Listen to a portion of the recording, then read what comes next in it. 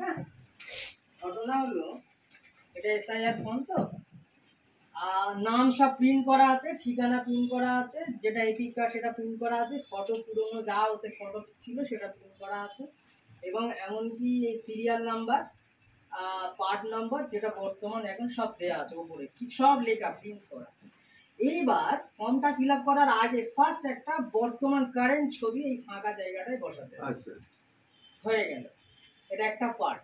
Next part হচ্ছে date of birth, মানে জন্ম তারিখ। আচ্ছা, জন্ম তারিখটা যার যে জন্ম তারিখ, প্রথম দুটো ডিজিট হচ্ছে দিন মানে ডে, ধরো 22 যদি হয় 22 হবে, ধরো 1 তারিখ যদি হয় 01 হবে, স্ল্যাশ দেবে বা অবলিক যাই বলো। তারপরে নেক্সট মাস, যদি মাস জানুয়ারি হয় 01 হবে, আর 11, 12, 10 তো ওটা কোনো ব্যাপার না।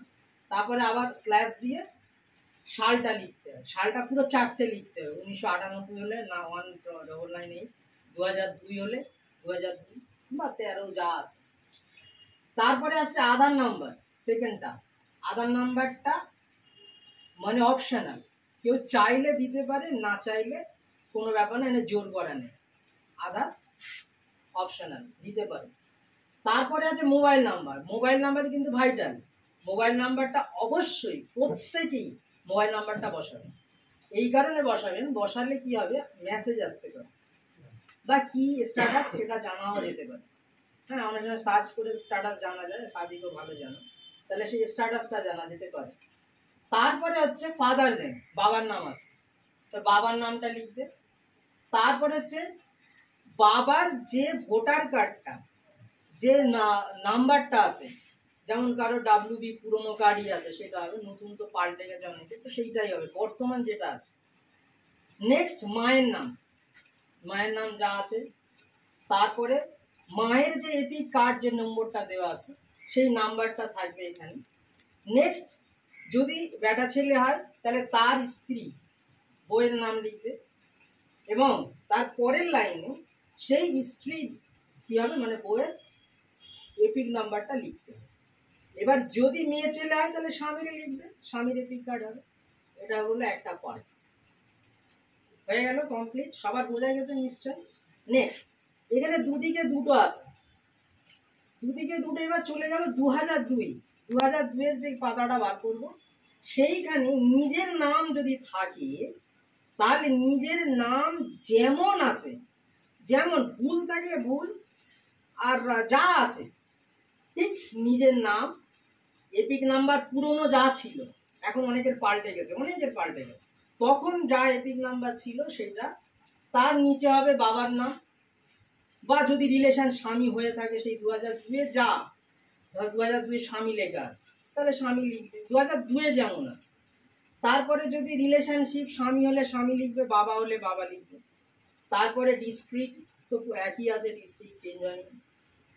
স্টেট ওয়েস্ট বেঙ্গল, এটাও চেঞ্জ হয়নি। আর এসি নাম্বার তখন যা ছিল 114 মনে হয়, সবাই যারা পার্ট জেরক্স করেছেন সবাই 114। তারপরে পার্ট নম্বর, তখন পার্ট ছিল আলাদা, এখন যেমন এই পার্টটা 19, তখন অন্য পার্ট ছিল, কারো 13, কারো 14 আছে বা 15 এরকম কিছু আছে। তো যার যেটা পার্ট সেটা লিখবে, সেই পার্টের সিরিয়াল নাম্বার। হয়ে গেল, এটা একদিক। এবার অনেকের নাম নেই, যেমন এদের তো নাম থাকার কথাই না, এর আব্বার নাম আছে হয়তো, তখন এই ঘরটা পূরণ। এবার এইটা পূরণ হতে গেলে একদম সেম ওনার আব্বার বা মায়ের, যদি হয়তো অনেকের বাবার নেই কোনো কারণবশত, মায়ের আছে, তাহলে সেই বাবা অথবা মায়ের ঠিক যেমন 2002 লিস্টে আছে ঠিক সেম এইদিকে লিখতে, ভুল থাকলেও ভুল, মানে 2002টাই সঠিক ধরে এই ঘরটা 2002 হেসার কতটা হলো এটা। ঠিক একইভাবে যদি বাবার নাম লিখতে হয় বাবার নাম, মা হলে মা, ঠিক।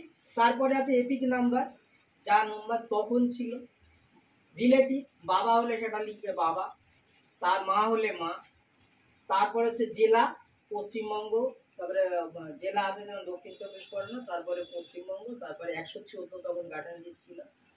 তারপরে তখন পার্ট যা ছিল নাম্বার, এসি নাম্বার ছিল যত 157, এই 114, এখন 157 পার্ট নাম্বার, তখন যা ছিল, তখন যা সিরিয়াল নাম্বার, আর এখানে একটা সই করে, ঠিক আছে। এই পর্যন্ত দুটো কপি দেওয়া, দুটো কপি, আর এর সঙ্গে কোনো ডকুমেন্টস দেওয়া দরকার নেই, কোনো ডকুমেন্টস দেওয়ার দরকার নেই। আর এই কি বলে, হ্যাঁ, যারা মারা গেছে তারা অবশ্যই তাদের ওই ডেথ সার্টিফিকেটের একটা কপি জেরক্স এর সাথে দিয়ে দেবে। এবার অনেকের নেই, হয়তো কোনো কারণবশত তার ডেথ সার্টিফিকেটের কপিটা নেই, একটা কাগজে লিখে দেবে ইনি আমার মা বা ইনি আমার আব্বা, মানে যার যে হয়, যে গার্জেন হিসেবে, তো ইনি অত তারিখে মারা গিয়েছিলেন, ওনার এত তারিখ অমুক জায়গায় কবরস্থ করা হয়েছিল বা দাফন করা হয়েছিল, আমি সই করছি বা আমি এটা জানালাম বলে নিচে সই করছি। পাশে দুটো সাক্ষী লিখে দিলেও তাতে আরো ভেরি গুড, সাক্ষীটা থাকা জরুরি, তাহলে ওটা আরো ডেথ সার্টিফিকেটের কাছাকাছি কাজ হয়ে যাবে। ঠিক আছে, ব্যাস বোঝা গেছে। দুটো করে কপি, একটা কপি আমি নেব আর একটা কপি নিজেদের কাছে রেখে দেবো। ক্লিয়ার, সবার কাছে পরিষ্কার? যারা মারা গেছে হ্যাঁ, তাদের নাম যদি আসে তবে তো সেই ডেথ সার্টিফিকেট দেবে, যাদের কাছে এই কাগজটা এসছে এসে তারা দেবে। হ্যাঁ, যারা আসেনি ধরুন ধরুন আম্বিয়া বিবিটা গিয়ে যেন একটা ও এসছে, হ্যাঁ ও দেবে। উনি নেই তো, তো এনার ক্ষেত্রে ওই কাগজটার সাথে খালি নামটা লিখে দেবে। আর যারা আমার বাবা মারা গেছে সে বহুদিন তাদের নাম আসে না, তাদের নাম দিতে হবে। ফিল করতে হবে না, ও করে শুধু ওই নামটা লিখে আর ডেথ সার্টিফিকেটটা করে দেবে, ব্যাস, আর কিছু কমপ্লিট। আচ্ছা, এবার যাদের ফর্মে সিজার সই করবে তো, সিজার ফর্মে সিজার সই করবে তো, হ্যাঁ হ্যাঁ, নাহলে ওই যে ছাপটা দিয়ে দেবে মানে যার ফর্মে সিজার সই, সিজার সই। আচ্ছা, আরেকটা আমার রিকোয়েস্ট সকলের কাছে, জোহরের টাইম হয়ে গেছে, হ্যাঁ, তো আমি মনে হয় জোহরের নামাজ পড়ে যদি আসি, কোনো আপত্তি আছে কি? না, ভালো হয় আমার।